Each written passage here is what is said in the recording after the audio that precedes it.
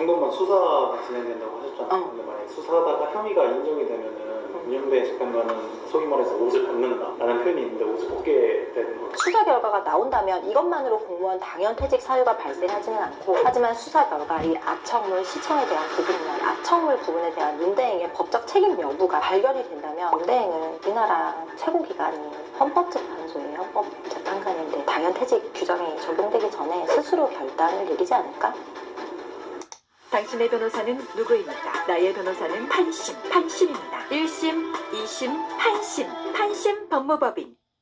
안녕 판심이들. 날씨가 몰라보게 따뜻해졌어. 이제 봄이 오려나봐. 문영배 헌법재판소장 권한대행이 졸업한 대학고 15회 동문회 카페 유머방에 음란 게시물이 공유된 사실이 알려져서 논란이 되고 있어. 해당 카페에는 문대행도 가입이 돼 있어서 N번방에 빗대서 행번방이라는 질타도 받고 있어. 위 대학고 카페에는 어떤 내용이 있을까? 문대행이 가입한 대학고 카페에는 2009년부터 2021년까지 2,000건 이상의 친구 누나, 여자가 그리워서, 특별한 밤 등과 같이 읽기도 조금 낯뜨거운 그런 제목의 음란 글들이 게재됐는데, 해당 글의 대부분 작성자는 K씨로 문대행의 동문으로 알려져 있어. 낯뜨거운 여성 나체 등 성행위로 추정되는 다수의 사진이 캡처돼서 올라와 있다고 해. 이 카페 베스트 글에는 처제와 뜨밤, 비상구에서 첫 경험할 뻔한 썰, 스웨덴 누드 해변 전경, 유부녀의 속살, 가정부 길들이기, 자취방에서 있었던 썰, 이런 글들이 300에서 1400회 가량 조회돼 있었고, 일부 게시물에는 한 여성의 노골적인 행위가 보이는 영상이 게시되거나 특정 신체 부위를 노출하는 모습도 게시되어 있다고 해. 더욱 큰 문제는 고등학생과의 원조 교제, 노인과 청소년의 관계 등을 적나라하게 묘사한 청소년 관련 음란글과 사진도 다수 게재돼 있다고 기사에 나와 있더라고. 문제는 해당 카페에 문대행도 가입했고 활동한 흔적이 발견된다는 거야. 문대행은 해당 카페에 총 323회 방문했고 게시물 5건과 댓글 18건을 남겼대. 문대행은 카페에서 형배는 나보다도 자주 오네 라는 동문 J씨의 댓글에 자주 찾는 카페로 등록이 돼 있다라고 답했고, 또 문대행은 K씨의 다른 글에 직접 댓글을 남기고 K씨와 활발한 소통을 이어갔다고 해. 그렇다면 문대행이 음란 게시물을 봤다는 증거가 있을까? 현재 문대행이 음란 게시물을 봤다는 직접적인 증거는 없어. 누가 개별 게시물마다 조회했는지 카페 관리자도 알 수 없다고 해. K씨가 유머방에 음란물을 게시하기 시작한 후인 2009년 7월 24일 또 다른 동문인 P씨가 네가 우리 사이트에 친구들을 위해 좋은 그림과 노래를 많이 올려주는데 저작권법에 저촉을 받을까 걱정된다. 형배야, 네가 누구보다 저작권법을 잘 알 테니 여기에 조언을 좀 해주면 좋겠다. 땡땡이는 잡혀가도 형배가 풀어주면 되는 문제인가? 라고 적은 문구가 있대. 이 부분도 P씨의 글이 음란물 게재에 대해서 문대행에게 조언을 구하는 글인지 여부는 구체적으로 확인되지는 않았어. 하지만 음란물을 특히 주도적으로 게재한 K씨의 다른 글에서 문대행의 댓글이 다수 포착됐어. 심지어 문대행은 K씨의 음란물이 게재된 같은 날 K씨의 다른 글에 댓글을 남겼어. 문대행이 K씨의 음란물 게재 사실을 모를 리 없었다는 비판이 나오는 대목이야. 문대행이 해당 카페에 댓글을 남긴 2010년 1월 26일을 비롯한 여러 차례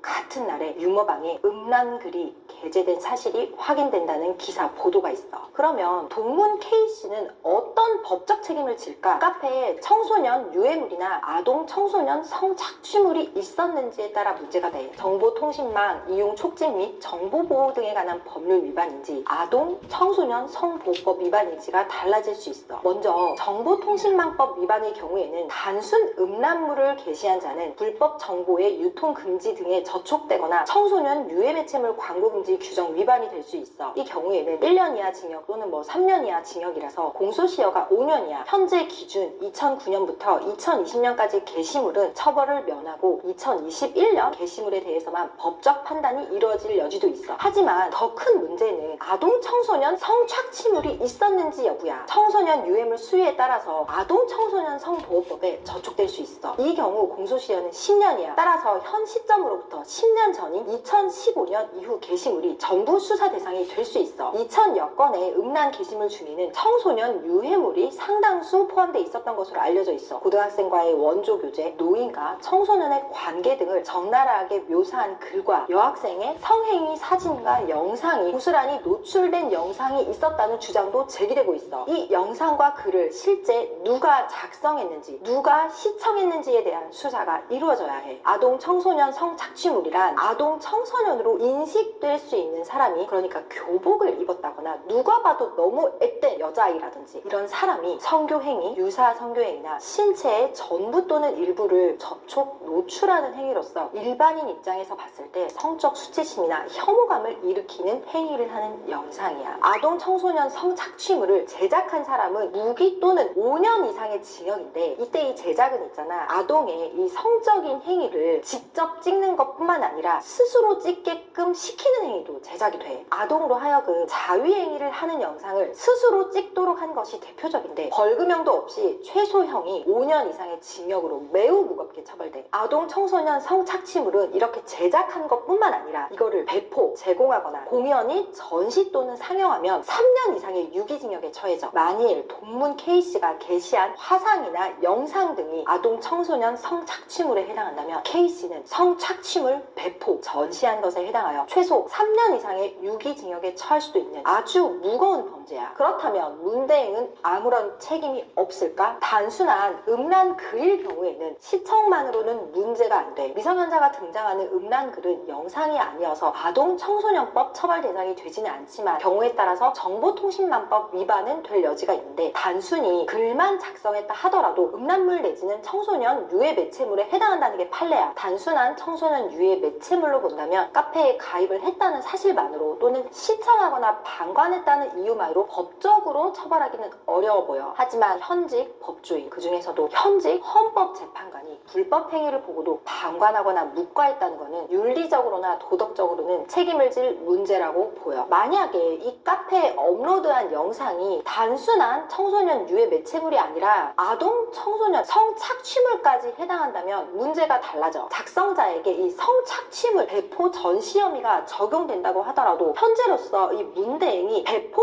전시에 대한 방조를 했다는 정황이 드러난 바는 없어. 하지만 문대행이 아청물을 시청했다면 이는 독자적 범죄로서 문제될 수 있어. 아청물 제작을 무기 또는 5년 이상의 징역으로 무겁게 규정한 것은 아청물을 절대 보지 말라는 거야. 봐주는 사람이 있으니까 이게 만들어지는 거잖아. 그래서 아동에 대한 성착취물은 시청한 것만으로도 처벌을 받아. 이거는 벌금형도 없어. 아동 청소년 성착취물을 구입하거나 이를 알면서 소지, 시청한 자는 1년 이상의 유기징역에 처해. 다만 아청물을 시청하는 것만으로 처벌하는 규정은 2020년 6월 2일에 개정되어서 그날부터 시행되었기 때문에 문대행이 2020년 6월 2일 이후 아동 청소년 성착취물을 시청했다는 것이 입증되면 이 부분에 대한 법정 책임을 면하기는 어려워. 마지막으로 현재 위 게시물이 모두 삭제되어 있대. 삭제자에 대한 증거인멸 혐의 가능성도 있을까? 자기 형사사건에 대한 삭제라면 증거인멸에 해당하지 않아. 하지만 다른 사람에게 시키면 증거인멸 교사가 돼. 증거인멸 또는 증거인멸 교사는 5년 이하의 징역 또는 700만 원 이하의 벌금에 처해지게 돼. 아청물은 길이길이 남아서 아동이 어른이 되어서도 트라우마가 굉장히 크다고 하더라고. 절대 만들어서도 안 되지만 이를 보는 것도 안 된다는 거 판심이들 꼭 잊지 말고, 해당 카페에서 문대행이 음란물 게시물에 댓글을 달았는지 여부가 조작인지 여부도 논란이 되고 있던데, 그렇다고 해서 현직 헌법재판관이 음란물이 배포, 전시된 카페에서 활동했다는 본질 자체가 달라지지는 않을 것 같아. 다만 윤리적 책임뿐만 아니라 형사적 책임을 질 것인가의 문제는 남았어. 문대행의 행범망도 경찰이 수사를 한다고 해. 수사가 흐지부지 될지, 제대로 똑 부러지게 수사를 마무리 지을지 우리 판심이들 다 같이 한번 지켜보자. 판심이들 주말 잘 보내.